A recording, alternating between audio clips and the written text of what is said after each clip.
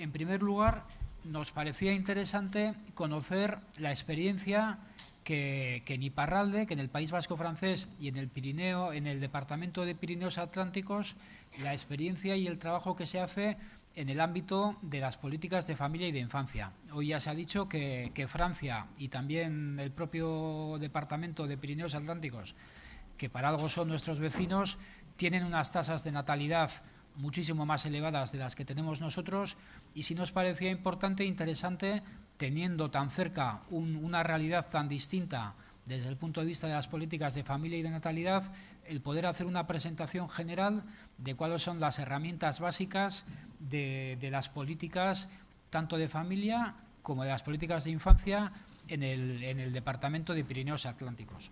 Y para eso van a estar con nosotros, por una parte, Annick Tronday-Idiart, que es la consejera de Políticas de Familia y de Infancia del Departamento de Pirineos Atlánticos, y también Paola Parravano, que es la responsable del Observatorio Departamental de la Protección de la Infancia. Y ellas, en 20 minutos, nos harán una breve descripción del modelo de políticas de apoyo a las familias y a la infancia que hay en Francia en general y más concretamente en ese departamento. Después intervendrá Enrique Arranz, que es catedrático de Psicología de la Universidad del País Vasco y que es una de las personas que más sabe y que más ha impulsado y que más ha colaborado en Euskadi en lo que son los programas de parentalidad positiva. Y también creemos que los programas de parentalidad positiva tienen en las políticas del Gobierno vasco y en el plan que se va a poner en marcha un sitio muy importante en el tipo de políticas de infancia que se quieren desarrollar, y Alberto nos explicará un poco qué experiencias existen y desde qué ópticas y desde qué elementos de partida para el desarrollo de esas políticas de parentalidad positiva. Posteriormente intervendrá Maite Larrañaga, que es gerente.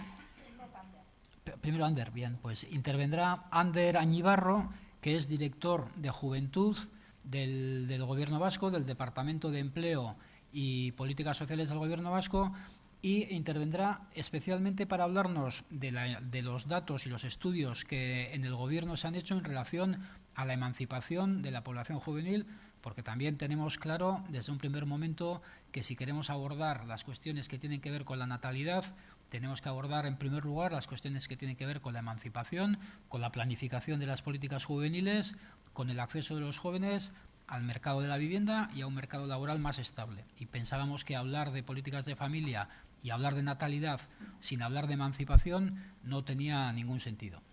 La penúltima intervención será de Maite Larrañaga, que es desde hace ya 12 años, si no me equivoco, licenciada en Ciencias de la Educación y gerente del consorcio Haurreskolak, y ya también antes Lucas me parece que nos ha hablado del papel, primero del buen resultado y del buen nivel que las políticas de atención infantil de 0 a 3 tienen en Euskadi, y sobre todo en el pacto también se recoge la importancia que las políticas de intervención precoz y de atención temprana y de esas ideas de que es necesario intervenir cuanto antes mejor, que es más barato y más eficiente, tienen en Euskadi. Entonces también creíamos que todas las políticas que se vehiculizan a través del consorcio de Haurreskolak era imprescindible tenerlas también en cuenta y explicar un poco qué es lo que se está haciendo y cuáles son los retos que hay en relación a la atención infantil.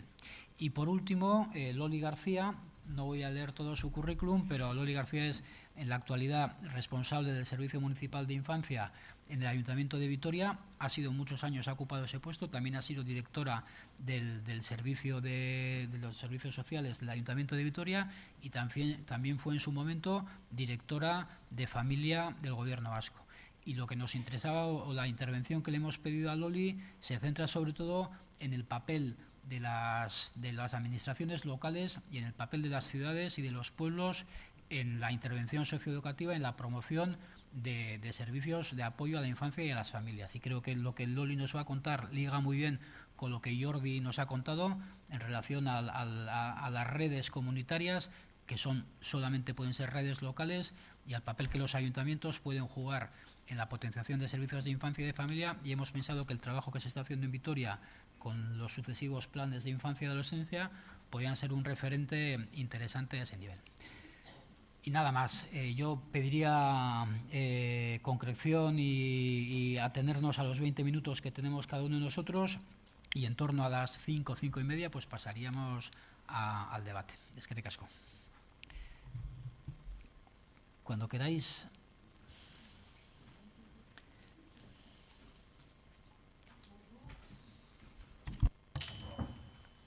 Bonjour. Oula, ça marche très bien. Bonjour, Egunon Deneri. D'abord, je remercie vivement le gouvernement basque qui nous accueille aujourd'hui et qui nous a invités, ainsi que tous les organisateurs de cette journée.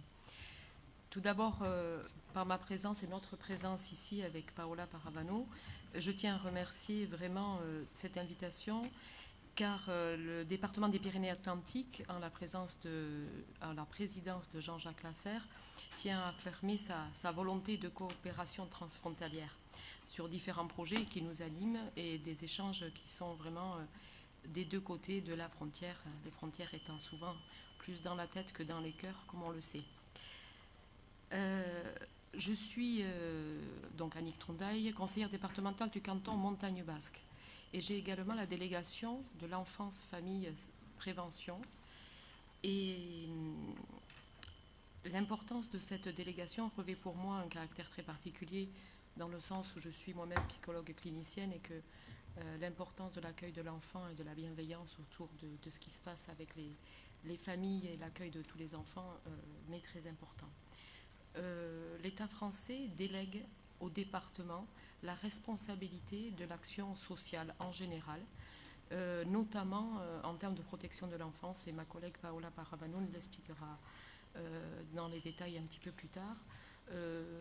La somme que nous accordons à tout ce fonctionnement de la protection de l'enfance et du secteur social s'élève à 350 000 € donc c'est vraiment, par an. Donc c'est vraiment une action politique importante au niveau de l'action sociale.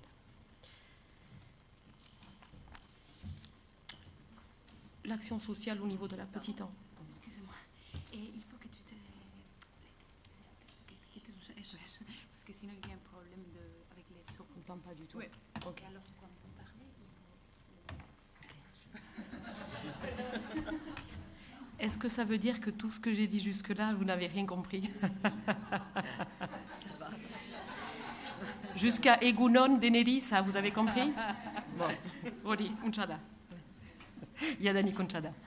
Bon, très rapidement, l'action sociale est une délégation du gouvernement français sur les départements. Ça fait partie d'une responsabilité importante que nous endossons. Nous sommes le chef de file de l'action sociale et nous réservons un budget important à cette action sociale en général. La politique petite enfance, l'insertion, les personnes âgées, les personnes porteuses de handicap, toutes les personnes autour de l'insertion, ça fait partie des missions du conseil départemental. Le maître mot en termes de l'action autour de la petite enfance qui nous tient à cœur aujourd'hui sur le sujet plus précisément, c'est autour de la prévention très précoce. Ça fait partie de l'orientation très importante que j'ai pu amener aussi dans cette délégation en tant que psychologue clinicienne et travaillant en systémie familiale. L'idée, c'est que dès l'anténatal, on puisse intervenir auprès des familles en soutenant leur parentalité. L'idée de la prévention très précoce, c'est d'éviter la bascule ensuite dans la protection. Dans la protection, il est toujours aussi très important de diversifier la façon dont nous allons accueillir ces enfants placés. Ça veut dire que ça sera autant dans les maisons d'enfants à caractère social qu'en direction des familles. Et ça, Paola le développera un petit peu plus tard. Nous avons aussi une action très importante en direction des crèches. On appelle ça les accueils collectifs. Nous les finançons. Nous avons la responsabilité légale de l'autorisation d'ouverture de toutes les structures collectives des crèches.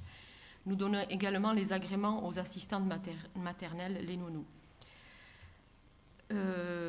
L'accompagnement des jeunes, il y a aussi la problématique des mineurs non accompagnés. Je pense que c'est une problématique qui vous intéresse dans cette province. Ça fait partie des réflexions que nous menons en interne pour les accompagner le mieux possible et voir comment nous pouvons travailler autour de cet accueil-là.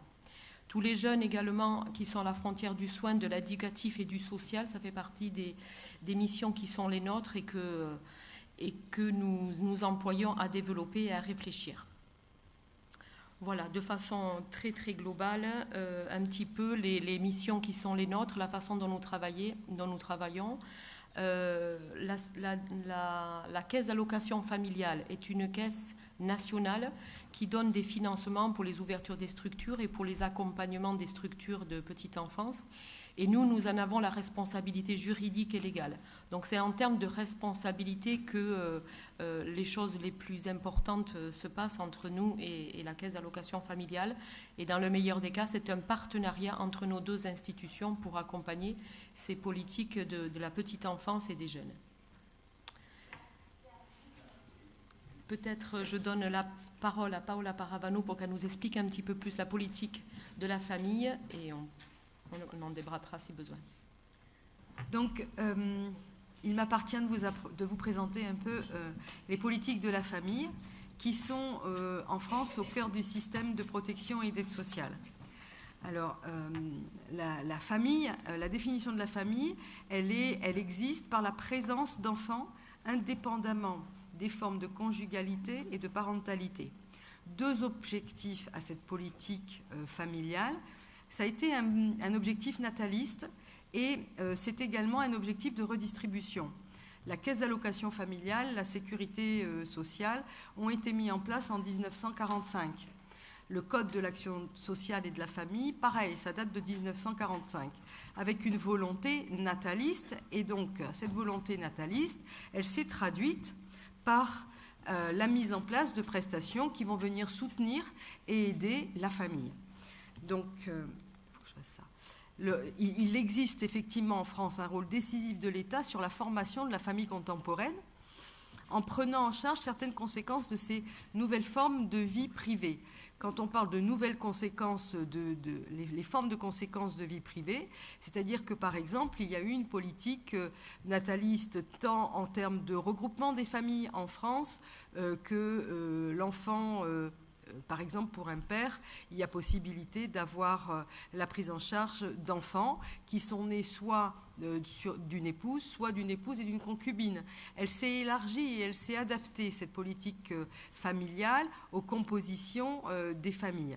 Ensuite, il y a des nouvelles mesures qui ont visé qui ont conduit à mettre en place, qui ont conduit les évolutions, c'est-à-dire le congé parental, c'est une évolution du droit du travail. La caisse d'allocation familiale les a accompagnés, le travail à temps partiel également. La politique nataliste, pour qu'elle existe, il faut qu'elle puisse être activée dans différentes politiques, la CAF n'étant là que pour redistribuer des aides financières en lien avec ces nouvelles politiques. Donc l'affirmation de l'universalité des prestations familiales a été très importante. Quel que soit le niveau de ressources, hormis quelques prestations, tout le monde en France a le droit à des allocations familiales. Alors récemment, il y a eu des modérations en termes de plafond pour le versement des allocations. Pour autant, elles restent et elles demeurent encore aujourd'hui universalistes. Ensuite, il y a eu un investissement et un soutien majeur à la petite enfance. Pour permettre aux femmes d'aller travailler, il a bien fallu mettre en place des modes de garde. Dans les pays où, comme en Allemagne ou en Angleterre par exemple, les femmes n'ont aucun moyen de garde, il y a effectivement moins d'enfants. C'est-à-dire qu'aujourd'hui, les femmes veulent leur autonomie et veulent travailler, et c'est en ça que l'État a accompagné l'évolution des familles et l'évolution de la société d'une manière globale. J'ai éteint. Pardon. C'est pas grave. Donc, la CAF, comme vous a dit tout à l'heure Mme Trundaï, c'est une caisse de redistribution des diverses prestations de l'État. Et ces prestations, il y en a plusieurs. Elles sont soit en espèces, soit en nature. Et parallèlement, l'État a mis en place des mesures fiscales de soutien à la famille. Donc, en termes de prestations en espèces, on a l'allocation de garde d'enfants à domicile. Encore une fois, pour soutenir le fait que la mère veuille maintenir une activité professionnelle ou reprendre rapidement une activité professionnelle, l'État, par le biais de la CAF, est venu là financer le mode de garde de l'enfant et du jeune enfant. On a une prestation d'accueil du jeune enfant. L'allocation au logement, elle vient pour soutenir les gens qui ont peu d'argent pour pouvoir accéder au logement. Donc l'APL a été mis en place également, j'entendais tout à l'heure, pour l'autonomie des jeunes. C'est-à-dire qu'aujourd'hui, des jeunes étudiants, des jeunes avec des petits minima ont la possibilité d'avoir un APL pour pouvoir subvenir au financement du logement. L'allocation de reprise d'activité des femmes, l'allocation d'adoption, dans la même manière, enfin, c'est des allocations un peu spécifiques. Pour autant, elles sont là pour soutenir le maintien et la reprise d'activité de la femme. L'allocation d'éducation spéciale, c'est une allocation qui est versée... Donc, les prestations en nature, donc là, en nature, le congé de paternité, le congé d'adoption, c'est pareil. Si on veut favoriser une politique nataliste, on va développer ces prestations. Aujourd'hui, ces prestations, elles sont ouvertes aux hommes comme aux femmes. Ensuite, les mesures fiscales, c'est la mise en place du quotient familial avec un abattement pour les chargés de famille et pour le nombre d'enfants qui vivent au domicile du foyer. Et enfin, il y a une partie action sociale de la CAF qui vient soutenir l'ensemble de ces prestations. Donc, le département, lui, il intervient de manière subsidiaire.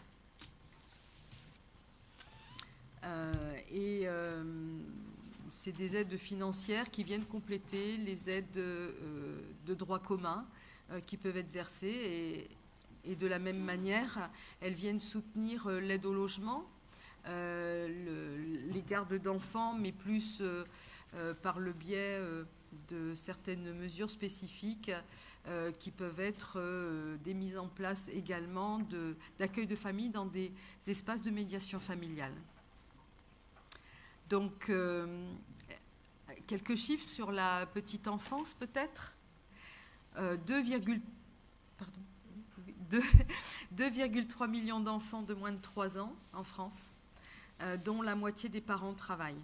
Voilà, c'est un chiffre qui date de 2016, donc assez récent. Et près de 2 tiers des familles avec au moins un enfant de moins de 3 ans.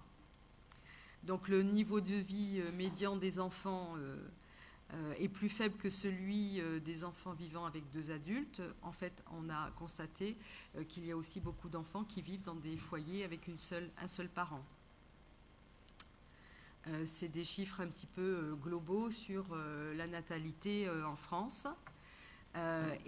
Cette natalité, elle est accompagnée par le département par la mise en place de la protection maternelle et infantile. Donc pareil, protection maternelle et infantile, c'est un dispositif et une création du dispositif également au lendemain de la guerre en 1945, avec une mission de surveillance régulière et obligatoire des femmes enceintes et des enfants de moins de 6 ans.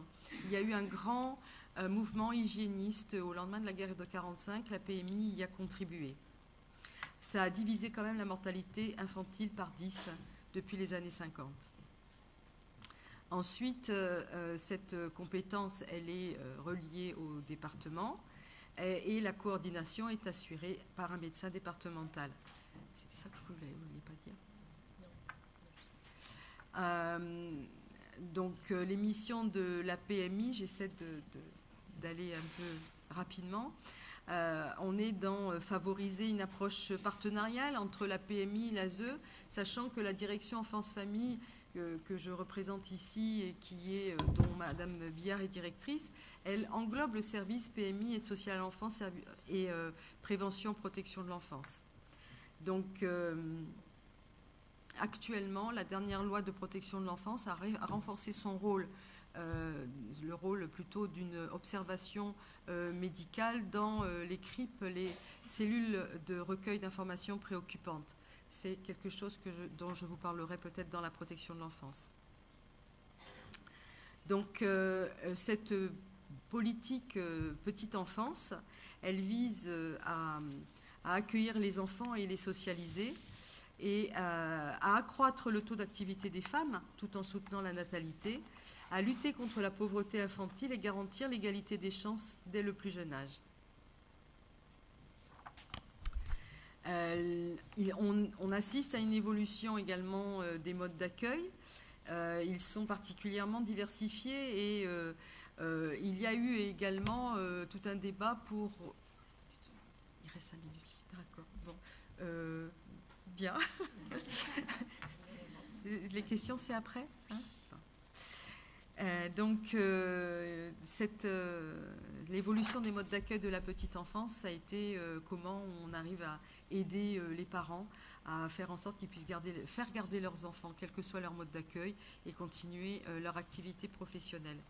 Donc, en 2006, lancement du plan Petite Enfance, avec une accélération du rythme de places d'accueil parce qu'il y a un besoin toujours croissant de places d'accueil dans notre société.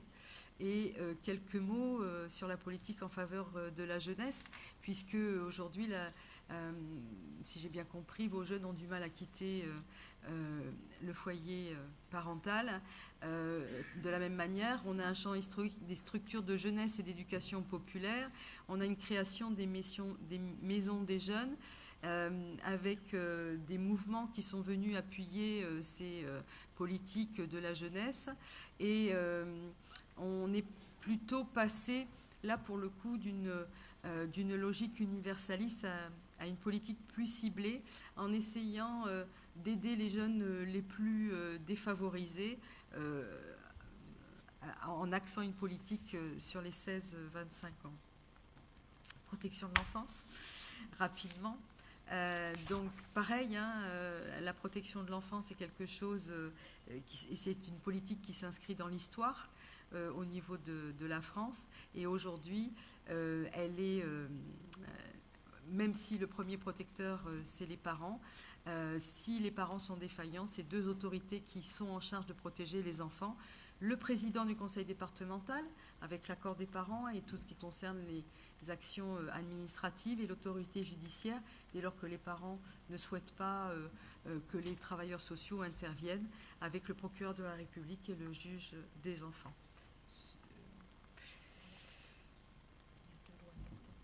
Deux lois importantes, la loi du 5 mars 2007 et la loi du 14 mars 2016. Et cette loi du 14 mars 2016, elle est venue non seulement rappeler les fondamentaux de la loi de mars 2007 en termes de distinction entre l'approche administrative, l'approche judiciaire, mais elle inscrit et le rôle de la PMI et le rôle du projet pour l'enfant, et elle inscrit beaucoup de choses, mais on pourra en débattre si vous le souhaitez. Je crois qu'il faut que j'arrête. Hein. Oui. Merci.